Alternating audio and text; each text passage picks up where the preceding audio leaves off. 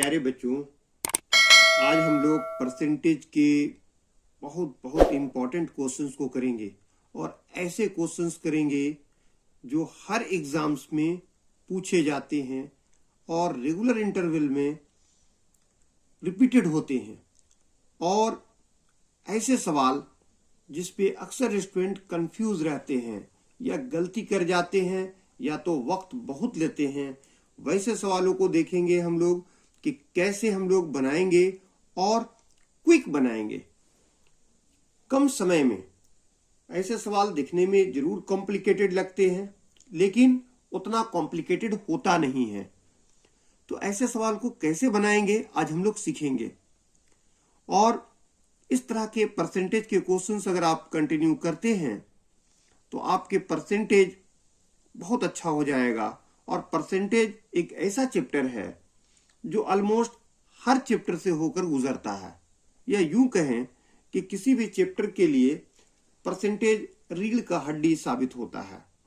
तो परसेंटेज का क्लियर होना बेहद जरूरी है। तो चलिए आज का पहला सवाल आप देखिए अपनी मोबाइल के स्क्रीन पे कि if 120 is 20% of a number, then 120% of that number will be। सवाल क्या बोलता है? सवाल बोल रहा है कि अगर किसी संख्या का 20% 120 है, किसी संख्या का 20% 120 है, तो उस संख्या का 120% कितना होगा? If 120 is 20% of a number, then 120% of that number will be। किसी संख्या का 20%, मान लो कोई संख्या है, वो संख्या कुछ भी हो सकता है, उसका 20% अगर 120 है, अगर कोई संख्या है उस संख्या का 20% 120 है, तो बताओ उस संख्या का 120% कितना होगा। ठीक है, तो देखो कैसे बनाएंगे। एक तो ये है, अगर शॉर्टकट ट्रिक से आप बनाना चाहते हैं इसको, वे ट्रिक से आप चाहते हैं कि एकदम क्विक बने, तो आप कैसे बनाओगे।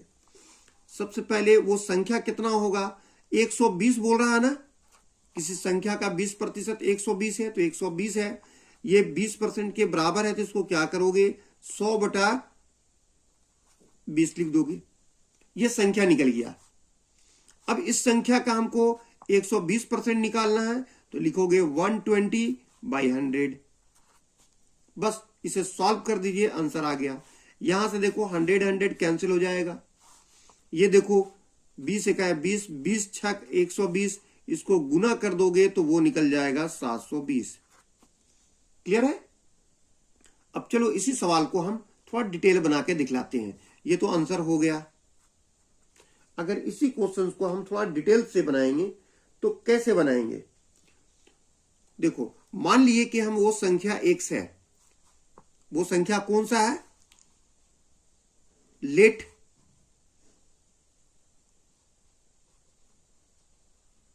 Number is equal to x।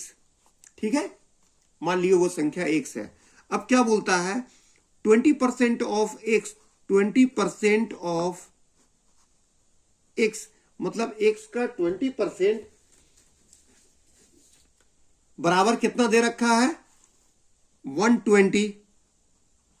ठीक है, तो यहां से आप निकालोगे 20% का मतलब हो गया नीचे में 100 into x is equal to 120। ठीक है, तो x का वैल्यू निकाल लोगे तो वो यही हो जाएगा आपका नंबर। ये डिवाइड में है तो इधर जाएगा मल्टीप्लाई में, और ये मल्टीप्लाई में है तो डिवाइड में आ जाएगा। अब देखो इसको आप क्या करोगे, 20 का 20, 20 छक 120, इसको मल्टीप्लाई करोगे तो आ जाएगा 600। 6 को 100 से मल्टीप्लाई करेंगे तो देन वी गेट 600। तो वो संख्या 600 निकल गया। अब क्या बोलता है, इस संख्या का 120%, तो 120% ऑफ दिस नंबर मतलब किसका, 600 कितना होगा। तो 120% हटाओगे तो नीचे में 100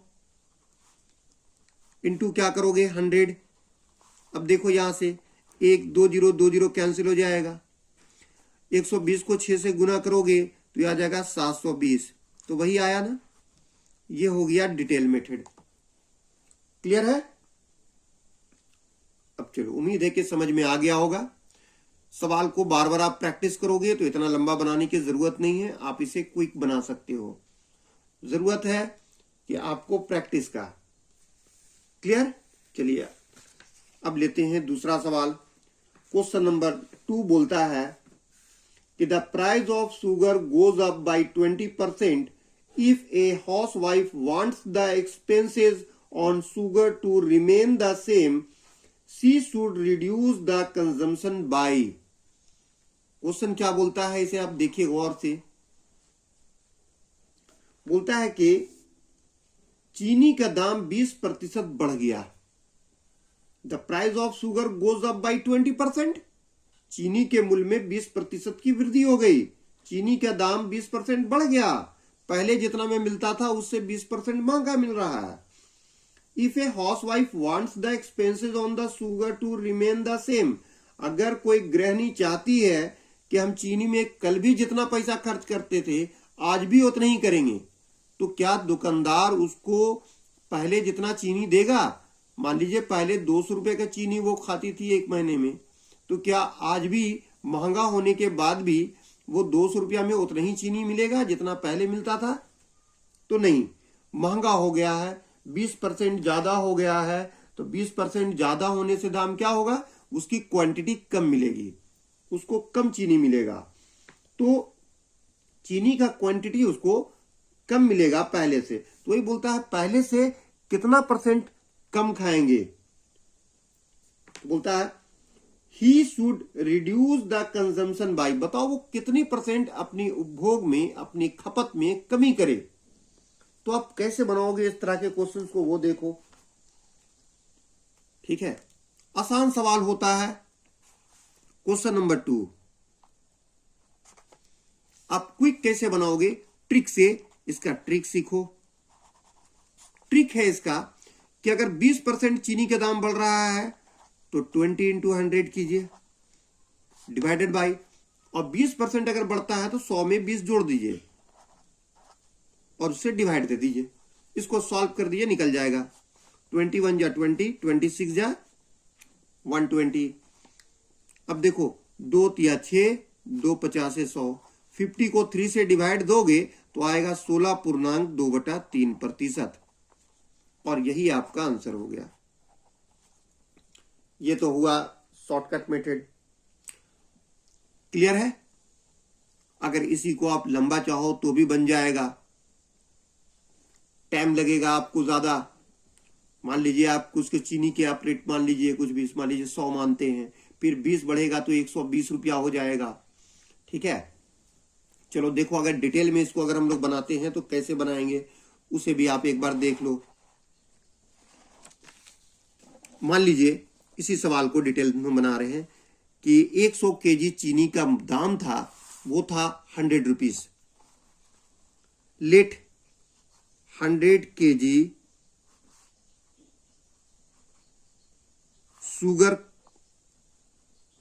कॉस्ट 100 रुपीज। मान लीजिए पहले हम 100 किलो चीनी खरीदते थे तो 100 रुपया मिलता था। अब दाम बढ़ गया है इसका 20%। 20% दाम बढ़ने से क्या होगा? अब क्या होगा? 9। 100 केजी शुगर कॉस्ट कितना होगा? 100 केजी शुगर कॉस्ट अब कितना होगा? 100 + 20 = 120 रुपीज में मिलेगा। अब 120 रुपया में 100 केजी चीनी मिलेगा। बट हमें तो 120 रुपए का चीनी खरीदना नहीं है, क्योंकि हमारे पास 100 ही रुपया है। पहले भी हम 100 रुपया खर्च करते थे, अब भी हम 100 रुपया ही खर्च करेंगे। तो 120 रुपया तो है नहीं हमारे पास, हमको 100 रुपया ही खर्च करना है। तो देखो आपको 120 रुपया में कितना चीनी मिल रहा है? 100 केजी। अगर 120 रुपए में 100 केजी आपको मिल रहा है चीनी, 100 केजी चीनी, तो 1 रुपए में कितना मिलेगा आपको? तो 100/120। तो आपके पास 100 रुपया है तो 100 रुपया में कितना चीनी मिलेगा? तो 100/120 120 इंटू क्या कर देंगे 100। इसे सॉल्व कीजिए। 20 छक 120, 20 पचे 100। यहां देखिए 2 तिया 6, 2 50 100। 50 को 5 से गुना करोगे तो 250 डिवाइडेड बाई 3, इतना केजी आपको चीनी मिलेगा। आपको पहले चीनी मिलता था कितना, अब 100 रुपया में इतना केजी आपको चीनी मिलेगा। ठीक है, तो ये पहले से तो कम मिलेगा चीनी, क्योंकि दाम बढ़ा हुआ है। तो कितना कम मिलेगा, जितना कम मिल रहा है उतना ही तो चीनी आप कम खाएंगे। तो पहले 100 केजी चीनी खाते थे, अब खाएंगे कितना 250 बाई 3। ठीक है, इसको सब्ट्रैक्ट कीजिए। 1 और 3 कैल्शियम लोगे तो 3, 1 का टेबल 3 टाइम पढ़ोगे, 1 का पढ़ा 3 बार, 3 को 100 से गुना करोगे तो 300, 3 कैंसिल हो जाएगा तो यहां हो जाएगा 250। 300 से 250 घटाओगे तो आ जाएगा 50 बाई 3। अब 50 को 3 से डिवाइड दोगे तो होगा 16.2/3। इतना परसेंट आप कम खाओगे पहले से। क्लियर है? तो ये थोड़ा सा डिटेल मेथड है, लेकिन आपको ऐसा नहीं बनाना। हम सिर्फ इसलिए बतला दे रहे हैं ताकि क्वेश्चन को समझे कि क्वेश्चन आखिर बनता कैसे है। शॉर्ट ट्रिक जो भी निकलता है, जब तक आपका कॉन्सेप्ट क्लियर नहीं होगा, आप शॉर्ट ट्रिक्स नहीं इस्तेमाल कर सकते हैं। और किसी सवाल पे बना तो लिए, लेकिन नए सवाल में आप फंस जाएंगे। तो उसके लिए कॉन्सेप्ट जानना जरूरी होता है। और आप रेगुलर प्रैक्टिस करते जाएंगे तो आप बस सवाल को देखेंगे और क्विक बना देंगे, just with in the few second. तो ये डिपेंड करेगा आप पे कि आप रेगुलर जितना ज्यादा प्रैक्टिस करेंगे उतना अच्छा होगा। चलिए अब लेते हैं अगला सवाल, क्वेश्चन नंबर 3। क्वेश्चन नंबर 3 देखिए क्या बोलता है।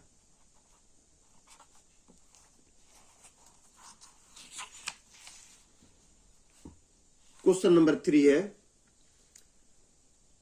In an examination it is required to get 64% of the aggregate marks to pass. A student gets 440 marks and is declared failed by the 9% marks. What are the maximum aggregate marks a student can get?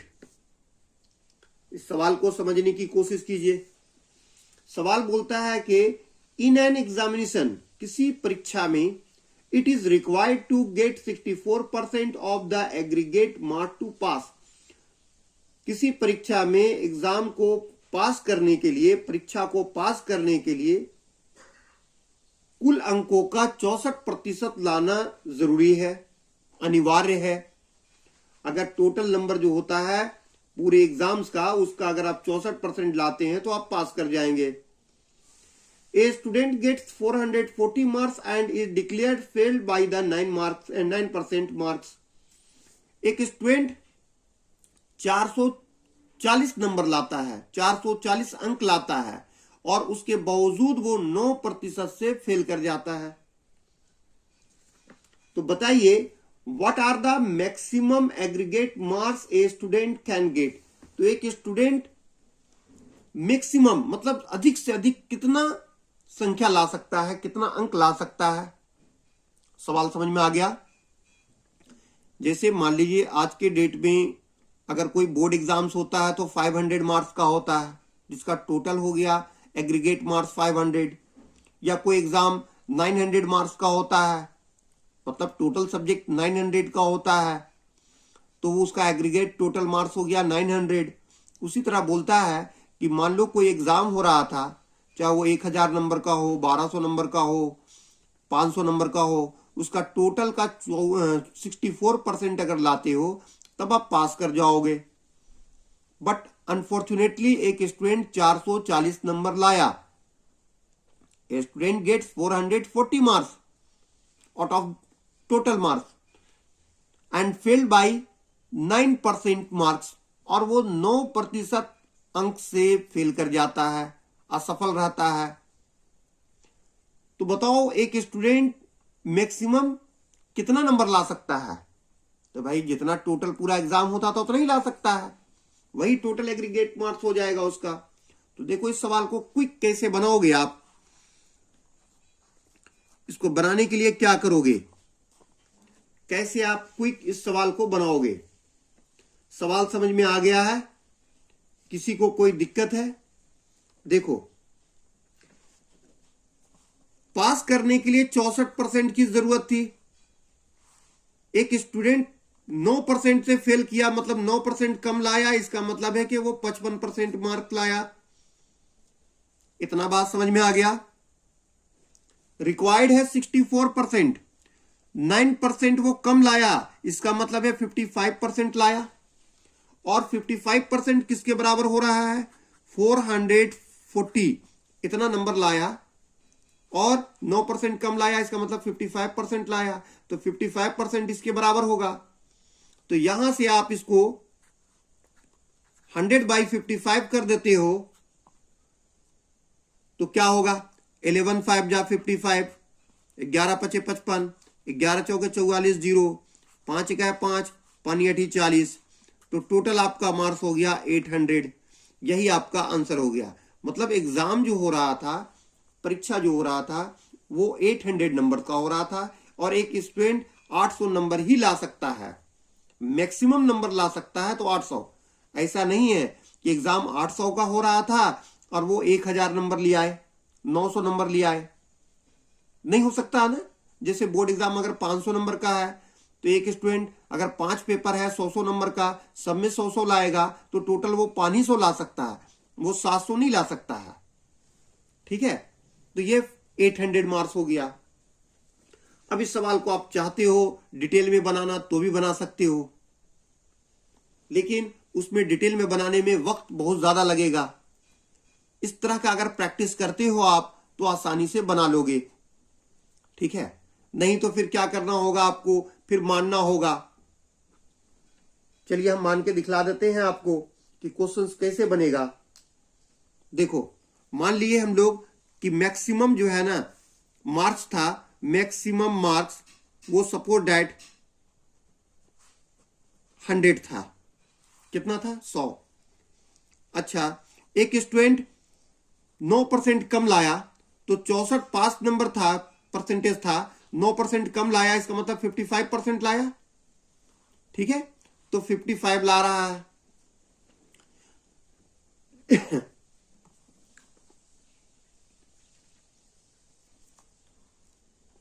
अच्छा, अब देखो, अगर ये passing marks लाता है तो 64 लाएगा और वो लाया कितना? 55। तो अगर ये दोनों का बीच में पासिंग वाला अगर देखते हैं हम लोग तो 64% निकालते हो, 64% ऑफ 100 निकालोगे तो निकलेगा 64। क्लियर है? अच्छा, और ये बंदा लाया कितना?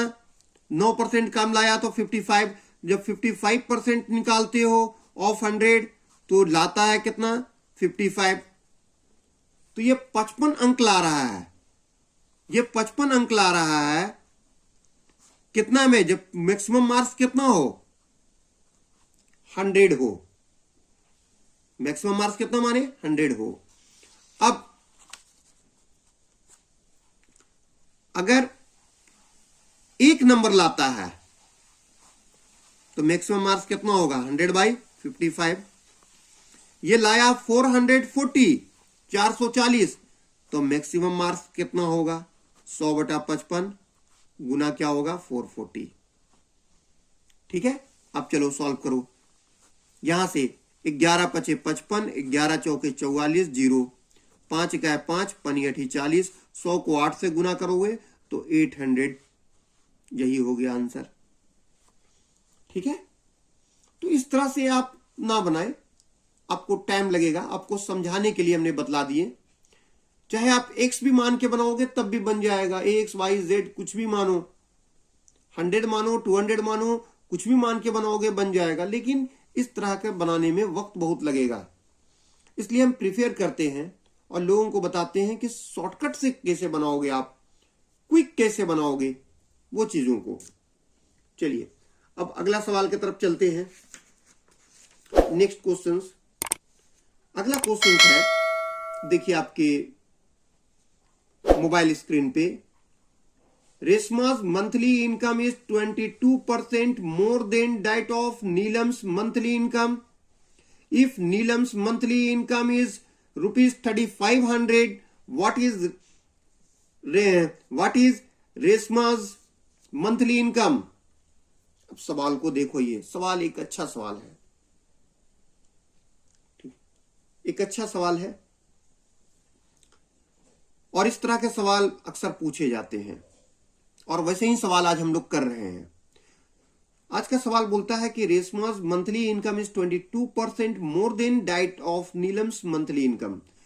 रेशमा का जो मासिक आय है, हर महीने जो कमाती है, वो नीलम जितना कमाती है उसका 22% ज्यादा कमाती है। रेशमा का मंथली इनकम कितना है? नीलम जितना कमाती है हर महीने उससे 22% ज्यादा है। मान लीजिए नीलम 100 कमाती है तो रेशमा 122 कमाएगी। समझ में आ गया? आगे बोलता है if Neelam's monthly income is 3500। अगर मान लीजिए कि नीलम्स का हर महीने 3500 रुपया कमाती है तो रेशमा कितना कमा रही है ये पूछ रहा है। तो बहुत ही आसान है, सवाल को बहुत ही आसानी से आप बना सकते हैं। चलिए इस क्वेश्चन को पहले हम शॉर्ट बना के दिखलाते हैं कि कैसे बनेगा आपको क्विक। इसका ट्रिक देखिए क्या है।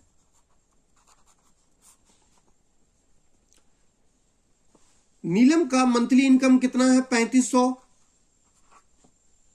इससे 22% ज्यादा कमा रही है कौन? रेशमा। तो भाई इसका 22% ज्यादा कमाती है तो 100 में जोड़ दो, 122/100 कर दो, बस सॉल्व करो, आंसर आ गया। 1 0 2 0 2 0 यहां से कैंसिल हो गया। गुना करो, 35 गुना 70 का 0 बचेगा 7, 35 गुना 70 और पहले का 7, 77 का 7 बचेगा 7, 35 का 35 और 7 42। वो इतना ही पैसा कमाएगी, 4270 रुपया बन गया। कितना आसान होता है सवाल, क्वेश्चंस को देखोगे तो कितना आसान है। सिर्फ अगर आप समझ गए हैं कॉन्सेप्ट, अब तक के हमने जितने भी क्वेश्चंस बनाए कहीं लगता है कि टाइम टेकन वाला है?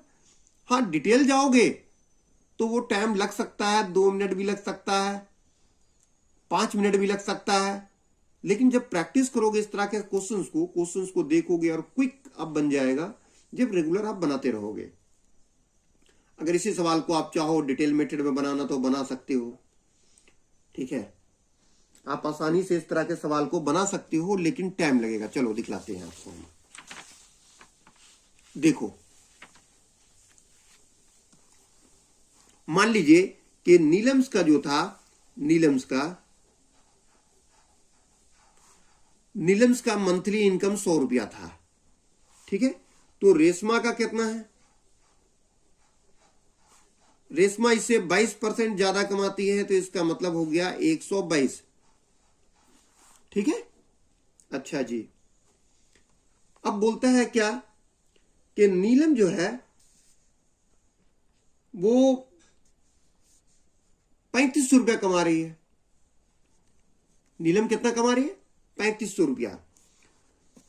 तो रेशमा कितना कमा रही है? ठीक है, तो रेशमा का निकालना हमको, रेशमा का निकालना है तो नीलम का जितना है उसका कितना परसेंट निकाल लेंगे? 122%, ठीक है। ये 22% ज्यादा है तो लिखेंगे 122% ऑफ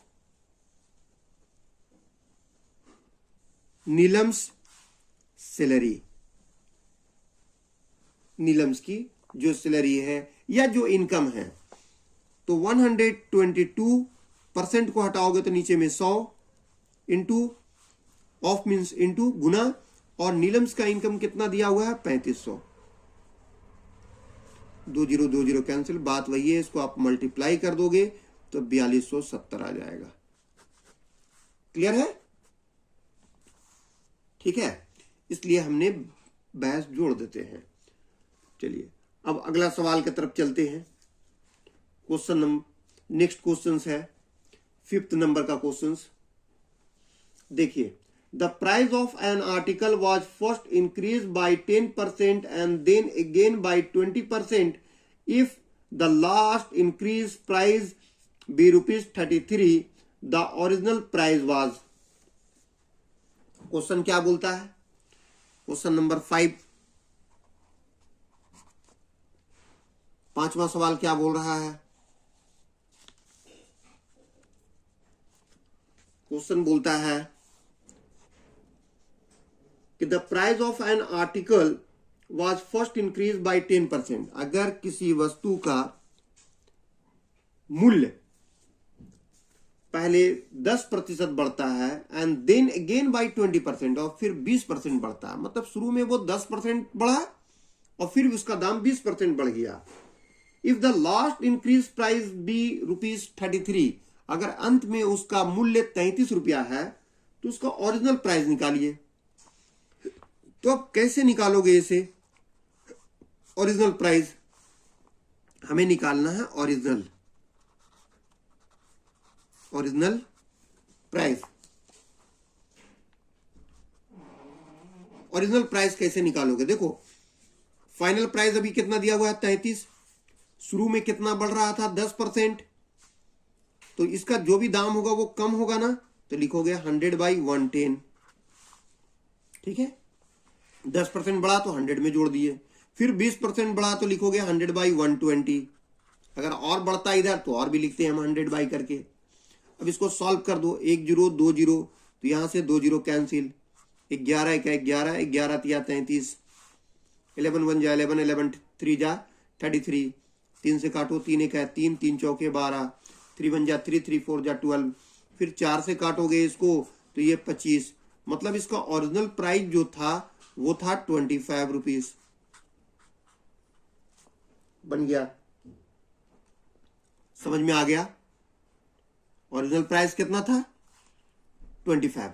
अगर इसी चीज को हम डिटेल बनाते हैं तो डिटेल कैसे बनेगा वो देखो। मान लीजिए कि ओरिजिनल प्राइस 100 रुपीज था। लेट ओरिजिनल प्राइस भी 100 रुपीज।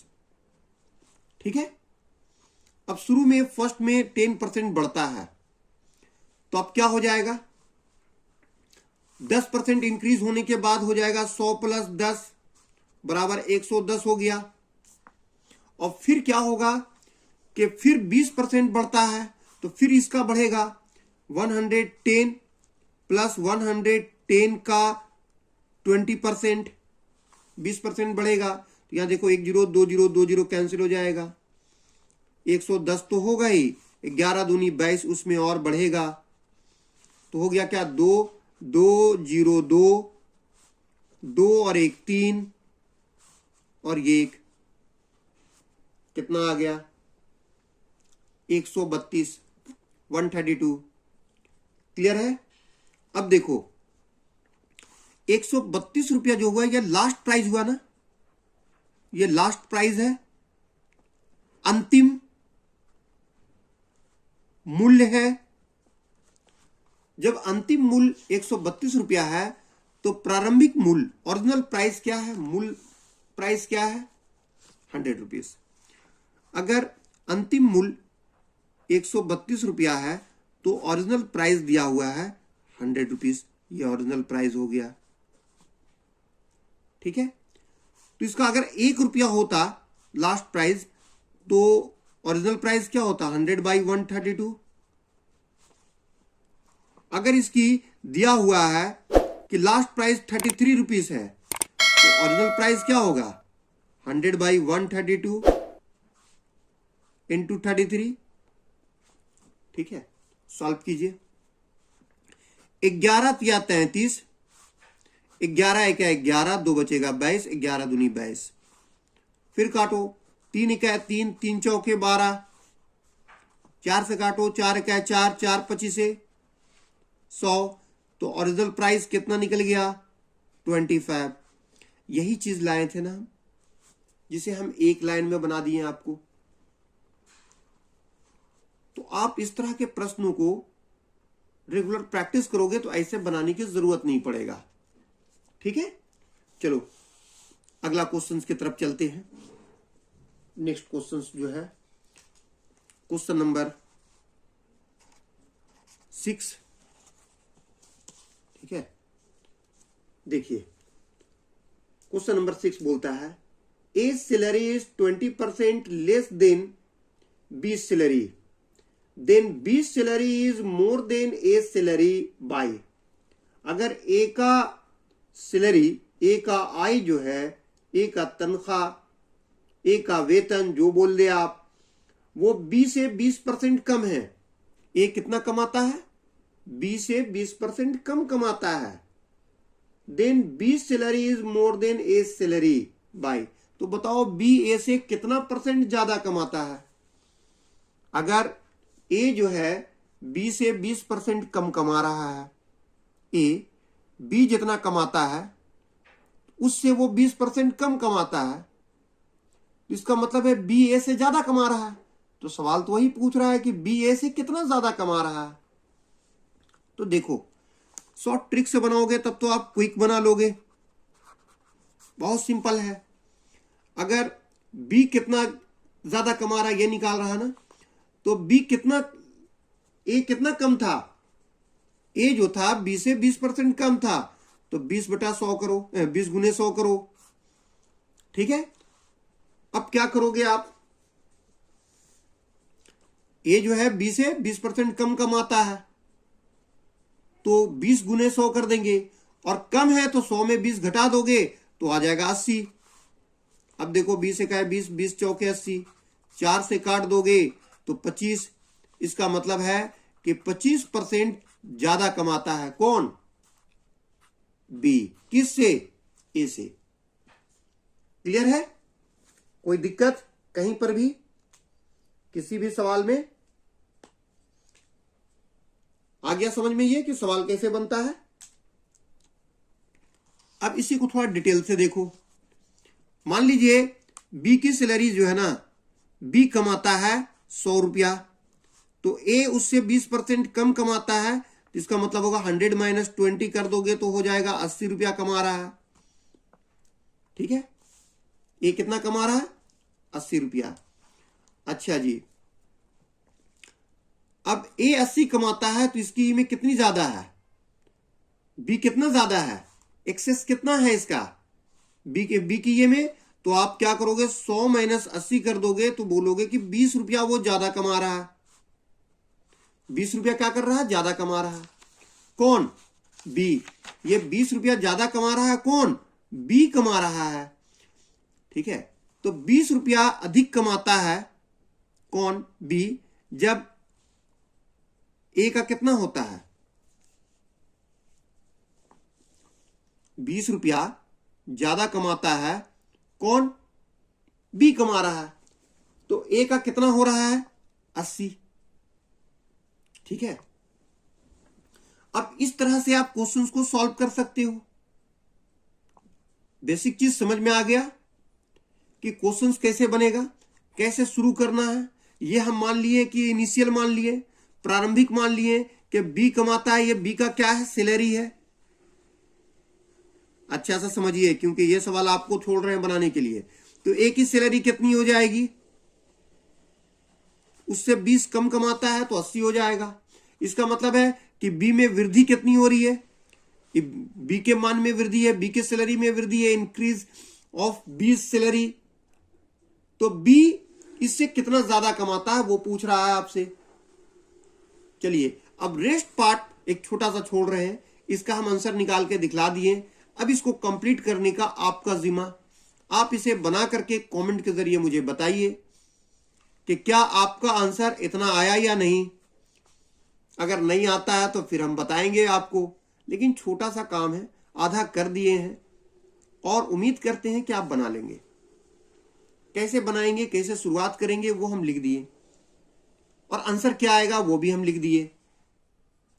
आप थोड़ा सा प्रैक्टिस करो तो उम्मीद है कि आप भी आंसर ले आओगे। और अगर कोई दिक्कत होता है तो कमेंट के जरिए मुझसे कांटेक्ट कीजिए, हम आपको बताएंगे कि क्वेश्चंस कैसे सॉल्व होगा। ठीक है, और आज का वीडियो अगर अच्छा लगता है या लगा हो तो आप इसे लाइक करना ना भूलें और अपने दोस्तों को शेयर करें। इस चैनल को आगे बढ़ाने का जिम्मेदारी आप ही को है। अगर आप इसे आगे बढ़ाते हैं, आप इसे सराहते हैं तो हम भी लगातार वीडियो बना करके YouTube पे अपलोड करते रहेंगे आप लोगों के लिए। और अगर आप लोग नहीं करेंगे तो हो सकता है कि हम भी इसमें ज़्यादा रुचि ना लें। तो सब कुछ आप पे है, आप इसको चाहते हैं तो चैनल को आगे बढ़ाएं, और अगर आप चाहते हैं कि सर आप इस टॉपिक पे बनाइए, इस तरह के कुछ ये बनाइए, तो हम जिस टॉपिक पे बोलोगे हम उसी टॉपिक पे बनाएंगे। सिर्फ मेरे साथ कंडीशन ये होनी चाहिए कि थोड़ा वक्त मिलना चाहिए। दिन भर क्लास लेते रहते हैं, क्लास के बाद अगर वक्त मिलता है तो हम वीडियो बना करके अपलोड करते हैं। ठीक है, तो चलिए आज के लिए इतना ही। Thank you, have a good day.